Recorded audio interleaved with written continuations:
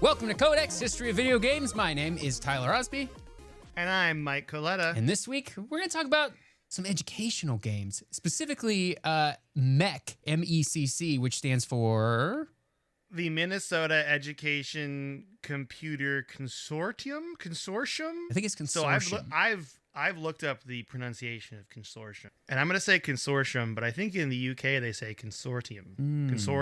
Consortium, I think. Yeah. It's probably one of those things you can say either way. It's correct. Yeah, I think so. But yeah, so we're talking about Minnesota Educational Computer Consortium, aka MECC. We're going to call it MECC a lot this episode, M-E-C-C. Which sounds cool. And then the game that helped start the organization, which is Oregon Trail, right? We all know Oregon Trail. Yeah.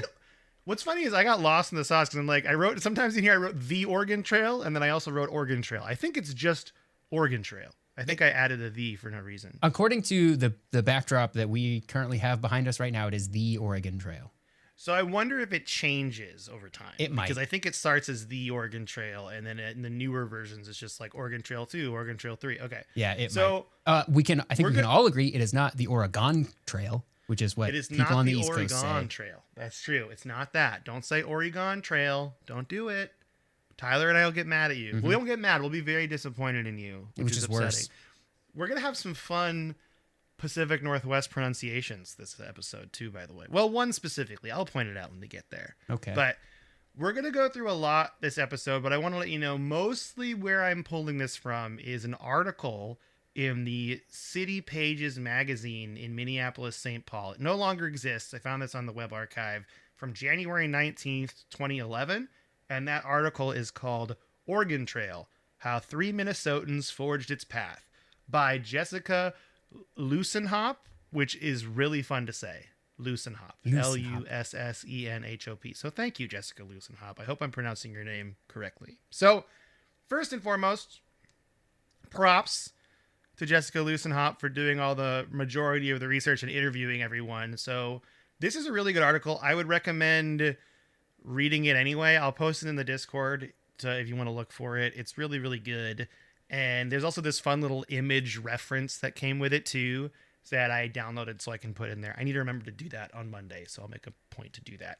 But my goal in today's episode is to talk about Oregon Trail and how MECC started. And we're not going to dive too much into all the iterations of Oregon Trail. We're going to really talk about how it started, and then we're going to kind of interweave it with the history of the Minnesota Education Computer Consortium, because that's what I was most interested in, and we'll talk about that more. But needless to say, if there's more interest in Oregon Trail and these edutainment games, we can definitely dive into that because there's so many I want to cover. Oregon Trail, Amazon Trail. There was a Yukon Trail. I remember all of those. Yeah, they did some. I don't want to say cashing in because I think all those games were very good, but they definitely had a series of trails. Yeah, there's also a hidden gem early MECC game called Dino Park Tycoon. Ooh, wow. That really is right up your alley, isn't it? Really hits hard, and it's so fun. And it's in my mind, does it hold up? Yeah, but it's not great. Did you play it back in the day? Great to me. Oh, I played it a ton back in the day. Like I even was thinking, I hadn't booted it up because I didn't want to get distracted. I was like, you got to focus on Oregon Trail and MECC. But Dino Park Tycoon is a MECC game, confirmed. So maybe down the road we can talk about it. But this is also really important too, because I am finding out as I get older, and I don't know if it's me getting older, I love sim games. Like I love simulation games. And Oregon Trail is really one of the first, right? It's like one of the first sim games. And it came out way earlier than I thought it did. It came out in 1971. That's when it was 71. First played. Wow, I would have said late 70s. No, like we're going to talk era. about. So the first time it was played was 1971, and we'll get into that. Commercially, it was available to kids. Well, not commercially, because it was only through the Minnesota Education Computer Consortium. So it was only available to them in 1975. We're going to get into it. I'm going too far ahead. Okay. So I got to say one more thing too before we start, because I wrote this in my script here. This is going to start so beautifully and wonderful, and it's going to be so nice and just a beautiful story of people making a game for the sake of education, and it's going to end really bleak. And this is my trigger warning before we get started. Okay, so Feel like sad stories, maybe. yeah, it's going to get sad, and I'm going to rant a little bit in the end because it makes me mad. So the beginnings of MECC actually start in 1971, believe it or not, because one of the major tech cities in the country is located somewhere. I'm going to give you I mean, you kind of know it based on the what we've been talking about, what MECC stands for. But Tyler, where do you think one of the main tech hubs was in the 1960s and 70s that could influence this? Based on the subject today, I'm gonna guess it's somewhere in Minnesota. Uh-huh.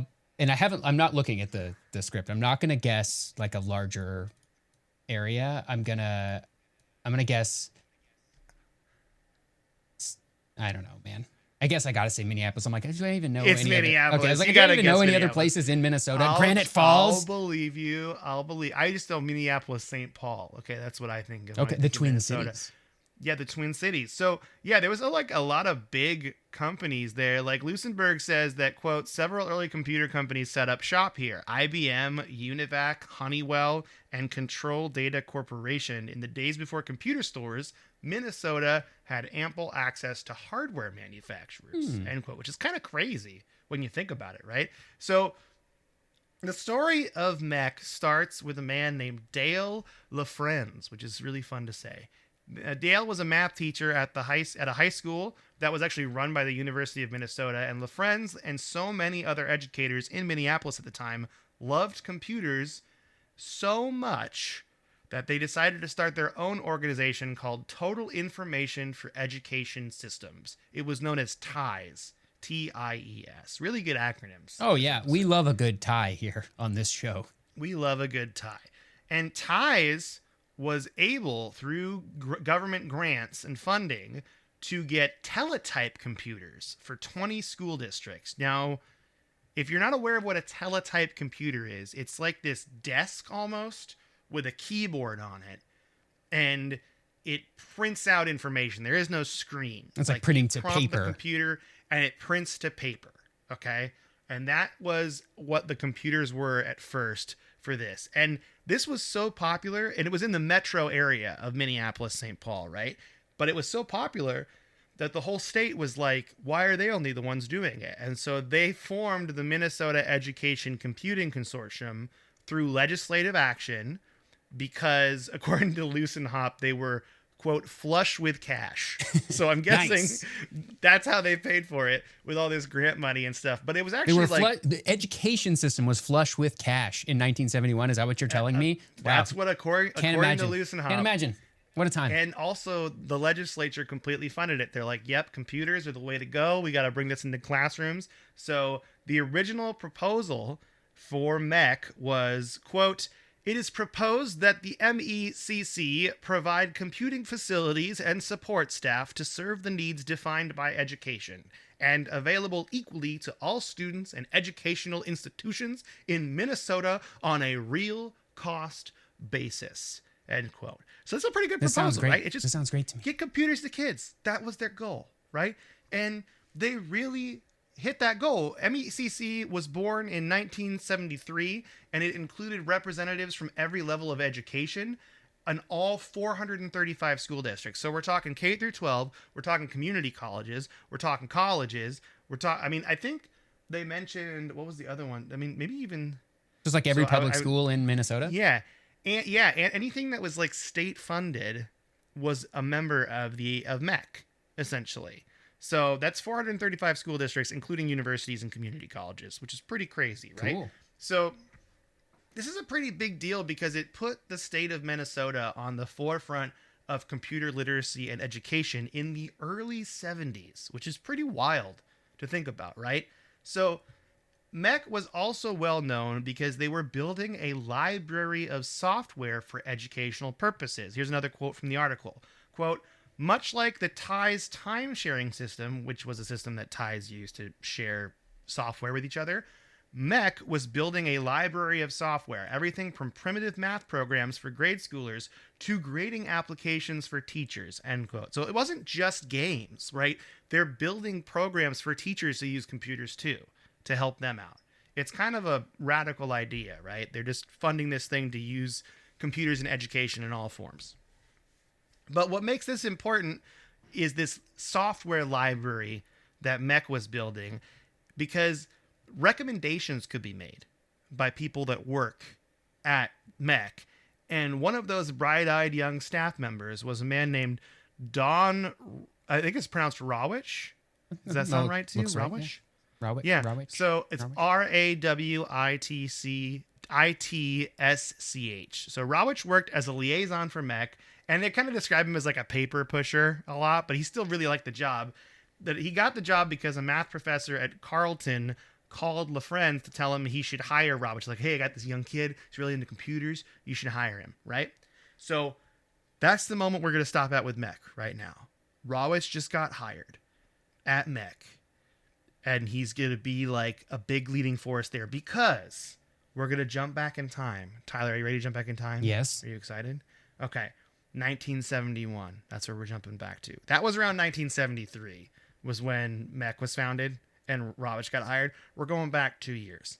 So Don Rawich was showing his two roommates at the time, Bill Heineman and Paul Dillenberger, his new board game he cooked up to teach his Western expansion unit to this generally unimpressed high school students in a poorer neighborhood of Minneapolis. So the story goes that he was working as a student teacher, like a first year teacher. And they say in the articles like he's in an affluent school, and then he gets transferred to like a harder school to teach at.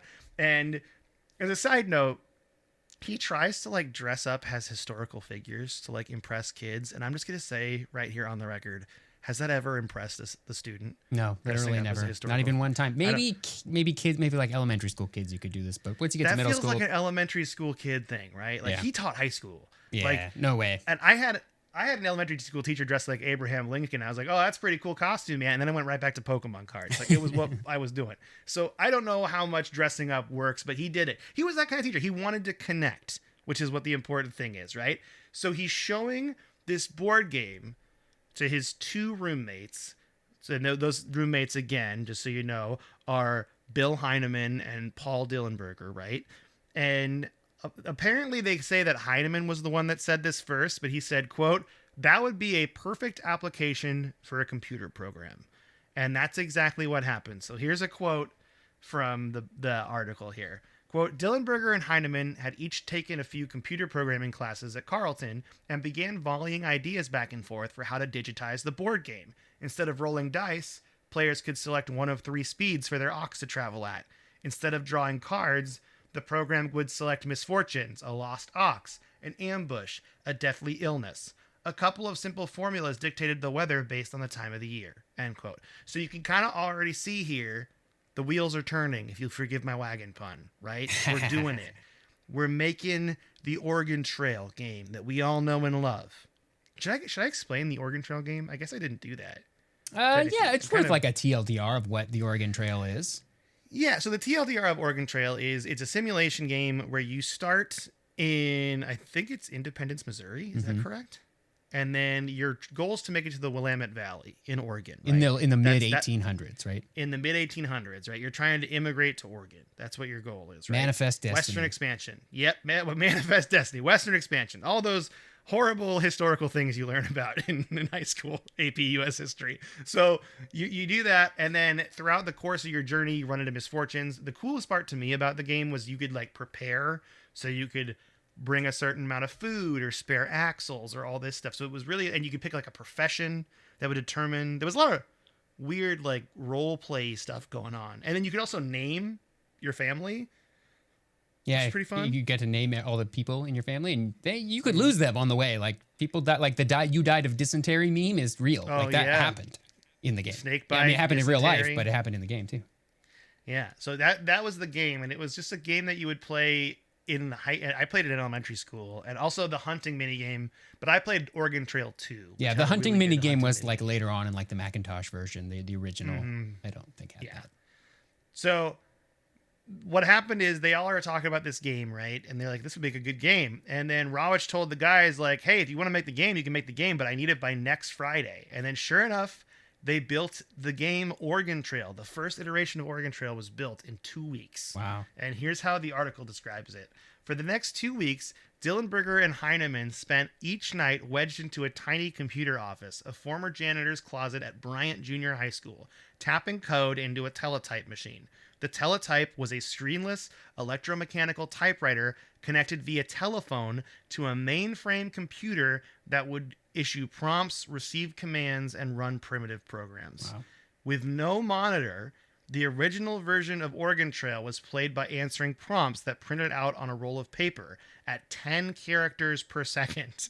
The teletype spat out, quote, how much do you want to spend on your oxen team? Or do you want to eat 1, poorly, 2, moderately, or 3, well? Students typed in the numerical responses, then the program chugged through a few basic formulas and spat out the next prompt along with the status update, end quote. So that's the book's explanation of the first Oregon Trail game. There were some other fun quirks with it, though, too, on the teletype version. So hunting was like really... You really had to play pretend with hunting because what would happen is it wasn't a point and shoot game. What would happen is the teletype would write back bang, B-A-N-G, and then the user had to type bang accurately and quickly. And if you did it right, you got your quarry. You had to be like really fast on the teletype. Yeah, That's it was cool. Almost like a typing mini game to do it, which is kind of funny. Teaching kids to type is good too. Exactly. So once players reached the Willamette Valley, Heinemann then programmed a little bell inside the teletype to ring to let you know you made it. So that's it. That's the very version of the teletype Oregon Trail. The first roguelike Trail. The first true roguelike, right? Actually, when did Rogue come out? Oh, that's a good point. 1980. So yeah, this predates Rogue. Kind of the first roguelike. Mm-hmm. Yeah. So what's really cool is we have a date, like an actual start date. The first time the game was played in a classroom was December 3rd, 1971. Cool. And it was in RoccoW's history class. He wheeled the school's machine into the classroom and turned it on as the class watched, like, what's going on. And then this is the funniest part to me. He had to divide them into teams, and they all had paper maps because there's no screens. no graphics right? in this, yeah. And they had to take turns playing the game. So with one teletype, each group had to wait up to a half hour for their turn. There was also some bugs reported. So, for example, you could enter negative amounts of money and it would add to your bank. And then sometimes it said the date was October 0, 1848. So there was some bug reports, some early bug reports in the game. RoccoW notes, though, how the kids instantly clicked and made their own teams with strategies. And this is from the article. This is actually his words in the article. Quote, they loved it, he remembers. The person who was good at the map kept track of where they were. The person who was good at math kept track of the money. They formed a little collaborative. Now, here's the crazy part. And this is something I'm reading this from the article here. When the semester ended, however, RoccoW went in and deleted the program. Oregon Trail went dark. He printed out the code, hundreds and hundreds of lines of it on a long roll of yellow computer paper, rolled it up, and took it home. That's how you saved a program in those days. You just print it out. Right? You're just going to have to type it in again later. So he just took it and shoved it in a drawer. He deleted the game, printed it out on paper, and put it in a drawer somewhere. That's the level of technology we're working with right now. That's awesome. I can never complain about manually saving ever again. I can't complain about it because I could I'm not printing out my game to save it, or I'm not printing out the program to save it. Okay, so after that brief aside now, we're going to jump back to when RoccoW is hired by Dale LaFrenz at the new upstart organization MECC.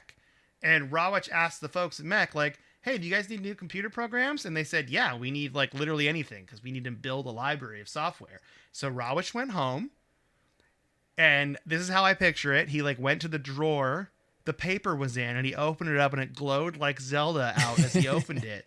And then he pulled out this piece of yellow computer paper that had the Oregon Trail code on it, and he got to work. And I should also note that he got Heinemann and Dillenberger's blessing on this. Like, it was okay for him to do this. He double checked with them first. So they were all for him rehashing the game.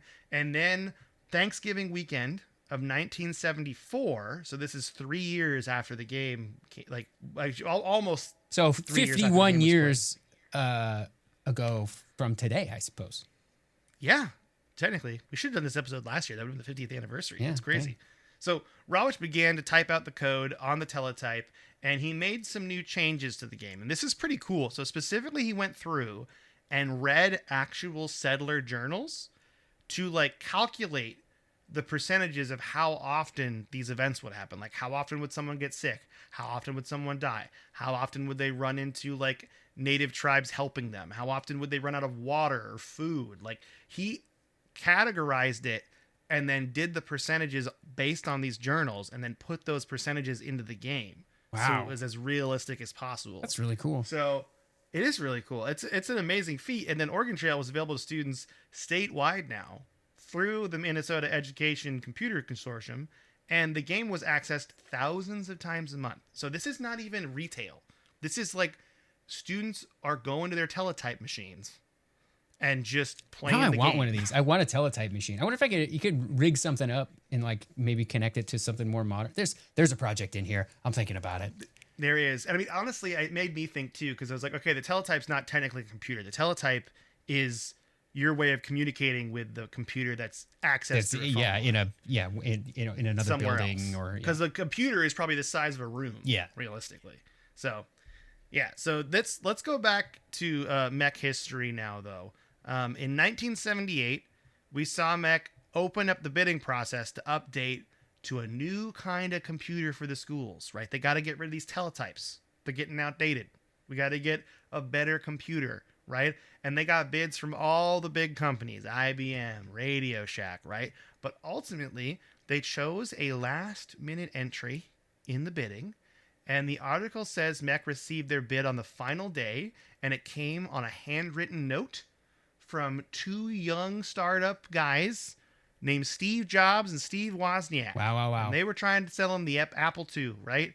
And I should mention the article states here that they were going to go with Radio Shack, but because the Apple II was in their price range and specs and Radio Shack botched their paperwork, apparently, they were like, oh, we're going with Apple. And they ordered 500 Apple IIs and they were sent to Minnesota. And this was a pretty big win for Apple as well, because this kind of started their whole relationship with education. Like my computer lab was Apple when I was a kid. Yeah, in elementary school, it was LC2s. When it first started, by the time I finished elementary school, it was a lab full of iMacs.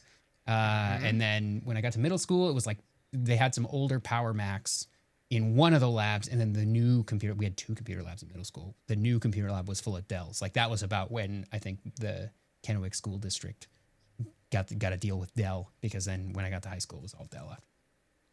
Yeah, see, it's wild. It's pretty crazy though that this is where it kind of started. It kind of originated with Minnesota. Wow. And MECC. Yeah, and Apple held on to that stronghold in education for a very long time. I mean, I don't think they really have it anymore, but because they made grading software and stuff too, like Power School was/is Apple. I don't know if they still do that or not. Yeah, I wonder if that's still a thing or not. I'm not sure. So this was also the time that MECC started getting noticed by other states. So pretty soon, MECC, with the help of their regional coordinator Tom Bowe, I think it's Tom Bowe or Bowie, it's B-O-E is how you spell his name, accidentally created a licensing program. So Bowe essentially throws out the number $100,000 and you could have unlimited access to our library. And the state of Iowa was like, okay. And that's what they did. So that's how their licensing program worked with MECC. So it was just like a flat fee. And then MECC would essentially send you a binder with all the software on floppy disks. And they gave you permission to copy these as well. It's like you can make your own copies. You can copy that floppy? Mm-hmm. That's awesome. Copy that floppy. See, yeah. I love this stuff, man. I love like open sharing of like software in this way. It's so cool. Yeah, and I mean, they were paying like MECC the royalties for the work they did, which was awesome. But realistically, like for an entire state school, like $100,000 doesn't seem that expensive. That seems extremely this reasonable. 1970s money, so it's like probably a lot more now. Could be, quite say it's $1 million now. Still seems relatively reasonable. For an entire state, seems reasonable.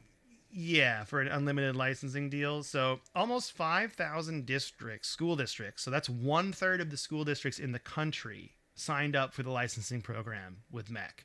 And 16 foreign countries, including Japan and France, also participated in this. I mean, we had Yes. MECC software in Washington, at least in Kennewick School District. I had it in Alaska. I mean, I played Oregon Trail in Alaska the first time, so Alaska was participating in that. So they describe. Okay, so now we're going to go into. Now we're jumping ahead to Oregon Trail 2, right? Because we have Oregon Trail 1 for the teletype. And actually, this isn't even Oregon Trail 2 yet. This is actually Oregon Trail. So it's a little confusing. So Oregon Trail for the teletype came out, right? And then Oregon Trail for the Apple II comes out, but it's not technically Oregon Trail 2. It's like an the Apple II updated, version. enhanced version for the Apple II, but it's not technically Oregon Trail 2 because that is a very different game, right? Yeah, and Oregon Trail 2 is going to come later, so I almost confused myself. This is when they're updating Oregon Trail for the Apple II, and John Krenz was hired to program Oregon Trail for the updated hardware with a, quote, legion of, quote, excited 17-year-olds from local high schools. He actually made this project with high school students, which I thought was really cool. So they describe programming the game for their new 6-color monitors in between Nerf gun fights, which sounds really fun and The pleasant. Nerf gun fight is a staple of software development houses going back decades, apparently. It's important to do. So we're not getting onto Oregon Trail 2 yet officially. Like I was saying, that comes in the 1990s. This was just the Apple II version that came out in the 80s. However, one big business change happened before Oregon Trail 2, and that is that MECC, in an agreement with the Minnesota legislators, was sold to venture capitalists for $5.25 million. And there's actually a good argument for this. The argument was that it was determined that in order to compete, MECC could not be strictly educational and had to go into the retail market, because we're kind of starting to see other educational computer game companies come out, and these they're are now having to private compete retail. with those. Yeah. Yeah, and so they kind of changed their whole mission. Like it's noted in the article that LaFrenz pushed his own slogan, "No margin, no mission," which I'm like, okay. But it's kind of a bummer. I don't know how to feel about this move. I'm torn because I think this is what kept MECC going. But I also think this is the beginning of the end. And we're going to talk about that later on. But yeah, when was that? Was that because I'm thinking of the Learning Company? I just looked this up. This is 1990s. So 1991 is when they sold to.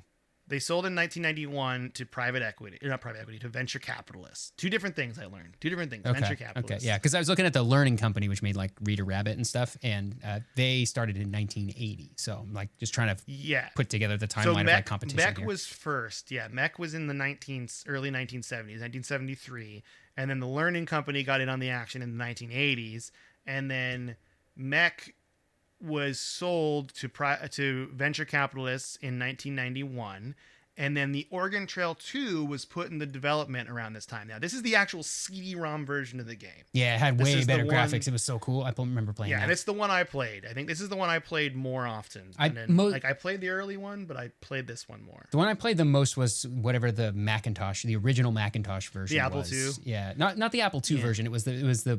I think it was the Apple II version, but ported to the Macintosh, so you could point and click and stuff. But it was not Oregon Trail 2 though.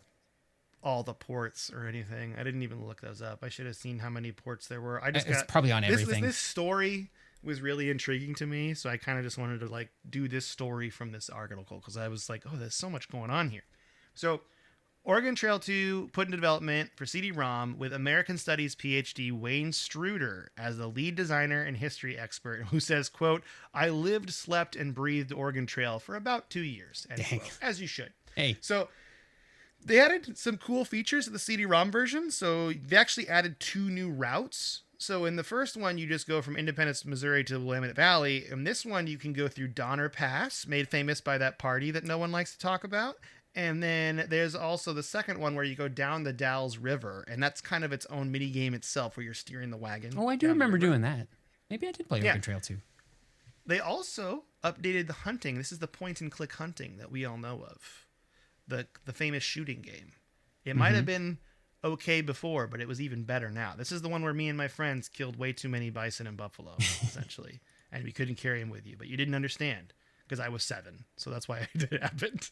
So now they were private though, and they got to have a big press event because they're a private company. They also got a new office too, like 4 stories in a fancy building.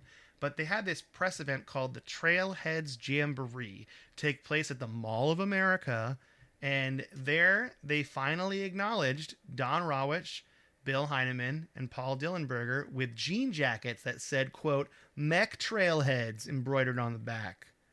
That's what they got. Hey. They invented this thing that people made millions of dollars off of. They got jean jackets.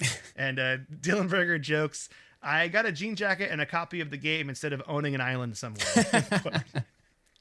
So they called it the first annual Trailheads event. And as the article says, quote, as fate would have it, it would also be the last. Oh. So we're done talking about Oregon Trail now. And let's just talk about what happened to the Minnesota Education Computer Consortium, right? So it was purchased by venture capitalists initially in 1991. That's when they sold it, and that was fine. But now we have a bigger worry, and that is a hostile takeover. So the company SoftKey was yearning to purchase every major educational software company. They were already looking at the Learning Company and Broderbund, but I think that's how you say that. I think so too. BRO, yeah, with the little cross and through the O. Now they had their eyes set on MECC, and it turns out they ended up buying all 3, but how they bought them is important. So MECC ended up selling to SoftKey for $370 million. Meanwhile, SoftKey took the Learning Company and Broderbund in a hostile stock buy-up. So they actually hostilely took them over. They really Wall Streeted them. They really Wolf of Wall Streeted these companies. And these are educational computer companies for kids. Reader Rabbit got hijacked by SoftKey. Reader Rabbit. Also, we're going to talk about this guy a little bit later, but if you want to know who runs SoftKey, it's a dude named Kevin O'Leary. You might know that name from the show Shark Tank. I'm mad about it. We'll continue to get back to that later. So it's pretty much all downhill from here, though. The games stopped being about educational programming and more about financials. Waves of layoffs ensued in the Minnesota offices until Lucenhop notes, quote, Tombow was the last team there as they released the 4th edition of Oregon Trail with 3D video content, fishing, and plant gathering minigames. The Mike Coletta version with fishing minigame. Yeah, with fishing minigame. You got to have it. So, actually, that was actually my own writing. I didn't even quote that. Here's the quote from the article. Once the game had shipped, project leader Mike Palmquist was the last one out. After carrying stacks of Oregon Trail manuals, CDs, and other paraphernalia to his car, he personally shut off the lights and locked the doors.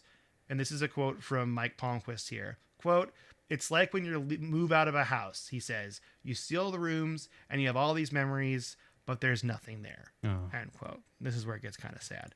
So, in the aftermath of our heroic Minnesotans leaving MECC for good, the Learning Company was then acquired. Oh, I should also mention this. So SoftKey bought MECC, they bought the Learning Company, they bought Broderbund, and then they all merged them and used the Learning Company's name. So they didn't even get So now all 3 companies are now known as Learning Company, right? And they were then acquired by Mattel, the toy company, for $3.5 billion. Now, Sheesh. I guess this is a pretty famous flop in the financial world. It's pretty well known because the shareholders actually sued Mattel for this decision and won $122 million from Mattel. Apparently, they lost $1 million on the first day after the acquisition. They had all these games and they couldn't do anything with them. And Jill Barad, I think it's Barad, B-A-R-A-D, was fired for the deal. They were the CEO at the time, and they got fired. But now we're going to end with my rant on how much I hate this. Okay, are you ready, Tyler? Ready? So this is so stupid to me because, as I said, the guy who caused this, the guy at SoftKey, the Shark Tank guy, left the board after he made this deal happen and then became the Shark Tank guy. He just destroyed this educational company of software and then started a TV show.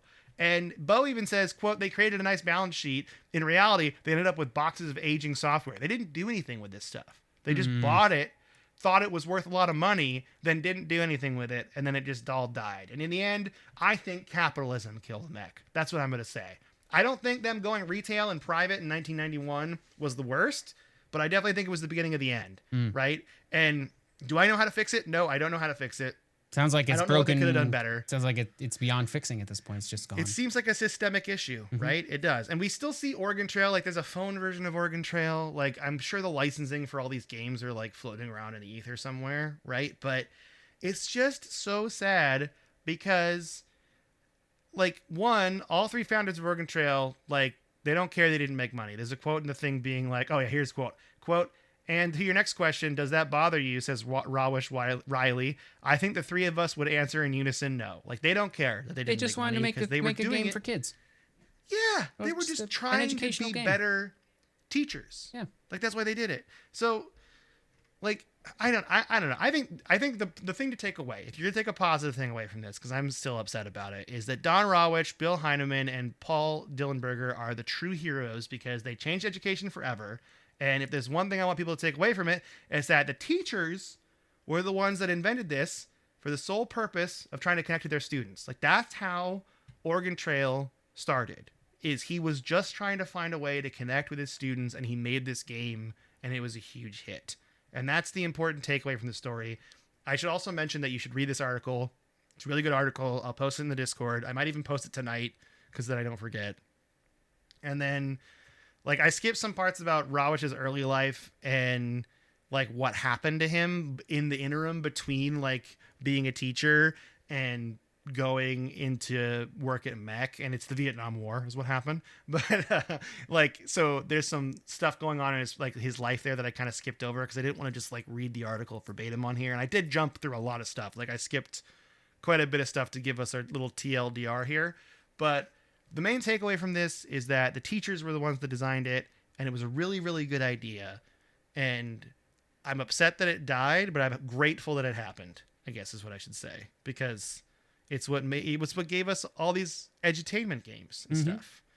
And I think, honestly, things like Scratch, you know, the Scratch programming language thing they teach you, I think that kind of, I mean, it's a big leap, right? But those kind of programs all started with this. With MECC. Like, MECC is the beginning of this, of computer literacy. Yeah, it's not a stretch to say that MECC really kicked off the use of computers in education beyond, like, because, like, I guess, like, colleges were using computers and stuff to do whatever big math calculations they needed to do for college kids. But, like, this was a way to bring computers to kids in elementary school and, like, use it in a way that really helped them learn as a tool, right? And so all of one could probably make the argument that all of the educational stuff that came out, or that still continues to come out, right? Like, all of that begins here, and without MECC might likely be a lot different, you know? And maybe this is also kind of what put Apple on the map a little bit too. They got that big contract with an entire state to deliver 500 Apple IIs. I mean, that's pretty big for how small of a company that Apple was at the time. So, you know, they made education games a thing, and it really helped Apple in their journey to getting to where they are now. And we can argue over whether or not we're happy with where Apple is at now, but you can't say that they're not successful, I guess.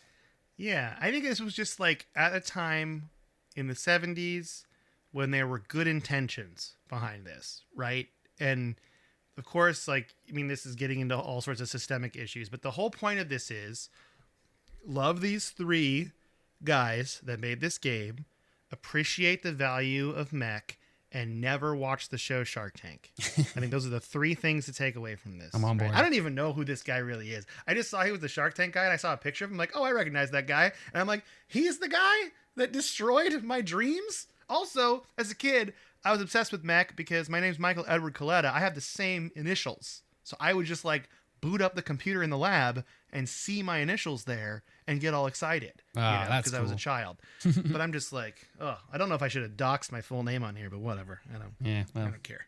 It's worth it. It's probably not that hard to find out. If somebody were determined, they could figure it out. I don't get the Shark Tank guy though, man. It just, But that's business, I guess. I don't know. We're not a capitalism podcast, but this is definitely a different. I think this is a different kind of story, right? Because we've talked about the business of video games quite a bit, and it's usually like the whole like sell the razors, sell the razors for a loss so you can sell the blades and all that kind of stuff that we went through. This is like not a rare story, but it's a story that we see often, I think, where people are just buying other people out. Like the hostile takeover for the Learning Company in Broderbund, they had zero control over that. Yeah. Like they said no, and it's just like, nope.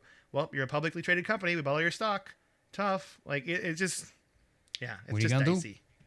What are you gonna do? But there's some other really good mech games out there, though. I encourage you to play them too, because I think if you go online, you can usually find these in browser now. So you could play the old Oregon Trail. You could play Dino Park Tycoon. You could play all these older mech games, and you could even play some Learning Company games like Reader Rabbit. I played Reader Rabbit. Math Blaster. Did you ever play Math Blaster? Yeah, that was Davidson, right? Davidson and Associates. Yep. Yeah, so there's a lot of these cool educational games, but you should definitely try these out. And with that, Tyler, what you been playing? Well, I'm on the final boss of Final Fantasy Tactics, the Evil East Chronicles. It is at the end of a long chain of battles, and while I can restart this battle over and over again, if I were to leave this chain of battles, I would have to start them all over from the beginning and also lose all of the experience points I've gained from these. Like I'm like 5 battles deep now, and I think I'm not strong enough to beat the last boss, and I think I'm gonna have to bail out. And then I've seriously spent like 5 or 6 hours on these fights. That is just gonna be worthless to me, and because I got to go like level grind, which is going to be real. It's a real bummer. Also, super bummer because I have this game on easy mode. So either I'm very bad or easy mode is like overtuned or there's a bug that it's not actually set to easy mode or something, because I am getting smashed in this game. Yeah. And I don't think that's a bummer. I don't think I'm so bad at it that I can't even win on easy mode, you know? Yeah, something's going on maybe. It's like my Final Fantasy VIII woes where I just out difficulted myself. Yeah. Or something. Yeah, maybe there's some switches like, "Oh, you haven't been using this this feature that's in the game. There's a whole set of like equipment that I'm like not using or something like that, where it's like, "Oh, well, maybe if you put on all the hats in your inventory, you would have been fine." But I don't think there's anything going on like that. So, you're like, I don't want to put on more hats. Yeah, I got enough hats. I got so many hats. But so that's the only game you've been playing hard? Yeah, that's really the only game I've been playing hard. I'm trying to think if there's anything else. No. Oh, Luminous Arise, which is like the. You love Luminous. Yep, and it's Tetris Effect, but Luminous, same people, same idea. Luminous always kind of was a little bit Tetris Effecty in just even from the beginning in its PSP days, but this is it's great. I love it. So I play that like as a kind of a wind down before I go to bed, and yeah, that's kind of all I've been playing. What about you? What have you been playing, Mike? Oh man, I've been playing Battlefield 6. I've even been playing some of like the newer modes, like trying them out. They're pretty fun. Yeah. There's this mode called Sabotage where you got to just blow up stuff. Like there's like you have to defend this equipment that people can just blow up with like rocket launchers or bullets or whatever, and it's pretty fun. There's also a new map that's like a golf course, and it reminds me a lot of when I lived in LA because it's like West Hollywood. It's what they made. Oh, it's pretty cool. It's kind of crazy actually. And then I guess it wouldn't be West Hollywood. It would be more like Central Hollywood, because the golf course, it's like, oh, I know that golf course. I know what they're going for with that golf course. It's really cool. And then also the big news, as of last night, I have 100% achievements to Jurassic World Evolution 3. I am the king of dinosaur park management. You've done it. And I think everyone should respect me. We do. Now, do I feel any different? No. Did I spend 60 hours doing it? Yes. Yes, I did. I think you just need to be on the lookout for Jeff Goldblum. Shows up at your door, gives you a hug, says, I'm proud of you. I'm going to go to Kevin O'Leary and tell him I'm so good at business. Look at me. By the way, dinosaur business, dino business. I should mention this. I don't know Kevin O. Like, I don't know anything about this Kevin O'Leary guy. I'm just like getting him for no reason. But I do know he's the one that ran Softkey when this whole hostile takeover thing started. So I think it's safe to say it started with him, right? We can say that. I think you're right. So yeah, but oh man, I think that's the roughest part about learning about video game history is you learn about how much weird business stuff is going on in the background that has like zero control over our games. We don't think about it, right? We just play games. And then you're like, I mean, this whole EA thing where they got purchased by a private equity company that's pretty much just like Saudi Arabia. Yeah. Right? We'll see how that goes because EA was bad enough. Yeah, man. People are like, are they going to make Mass Effect like 4 or wait, no, it'd be. I guess it would be 5. Yeah, it would be Mass Effect 4, technically 5 if you include Andromeda. If you but call it, yeah. I think Mass Effect 4 is the continuation of 3 in that saga. So, I mean, I'm assuming they're going to make it because it's like a huge moneymaker, right? Like and that's what they're looking at is dollar signs, right? But yeah, dude, the business side of video games has been really bringing me down lately. Mm-hmm. I don't know why. On that. Yeah. So, but it's rough. But you know what? We still have the games. We still have each other. And it's beautiful. And you also kind of cheered me up with the Apple talk at the end. So thank you. Yeah, no problem. I feel better. I feel a lot better. I was kind of hate writing this in the end. I was like, oh, Kevin O'Leary destroying my Dino Park Tycoon 2 never came out because of you. But that's how we got Jurassic man. World Evolution. That is true. I mean, if I would love to do an episode on dinosaur park sim games, but I think that are there a only lot for of me. them? Oh man, so there's Jurassic World 1, 2, 3. Those are the newer ones. There was Jurassic Park Operation Genesis is what the game was called, and it was like a true park sim on console. And I actually think it's on my Xbox. I think it's an Xbox game, so it should be on there. Because I legally bought every single Xbox game and I put it on there. And then there was also Dino Park Tycoon is really the start of it. And what's crazy about Dino Park Tycoon, a little fun fact at the end of the episode, before Jurassic Park. They started production on Dino Park Tycoon before Jurassic Park came out. It is not influenced by Jurassic Park at all. They were just parallel thinking these two ideas at the same time. And one became one of the most popular movies of all time, and the other, an obscure PC game that only I love. When did the Jurassic Park novel come out? Well, so I guess I should say this. The novel came out before, but the movie craze didn't happen. Yeah, 1990 for the book. Okay. Yeah, and they started production, or Tycoon came out, I think, in 93. You can fact check me on that. That is what it says. And then Jurassic Park came out, I think, in 95. The movie came out in 95. So that's the wild thing, is that the game came out before the movie did. And it's like, it's not the same. Like, you think, oh, it's just a Jurassic Park ripoff and it's like edutainment. But actually, it's like your biggest enemy in in Dino Park Tycoon is like the loan shark guy. Like, you're borrowing, because it is a business Tom sim. Nook. It's like running.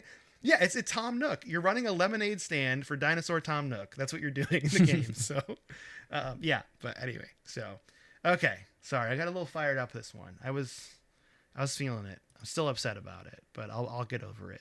The important thing is we all have each other. And next week we're talking about Donkey Kong again. Yep. And I'm excited. More Donkey Kong. You guys like Donkey Kong 94? Not to be confused with Donkey Kong 64. Ooh, two different things. Yep. I'm excited. Yep. Well, Tyler, do you want to say goodbye to everybody? Yeah, I'll say goodbye to everybody. Goodbye, everybody.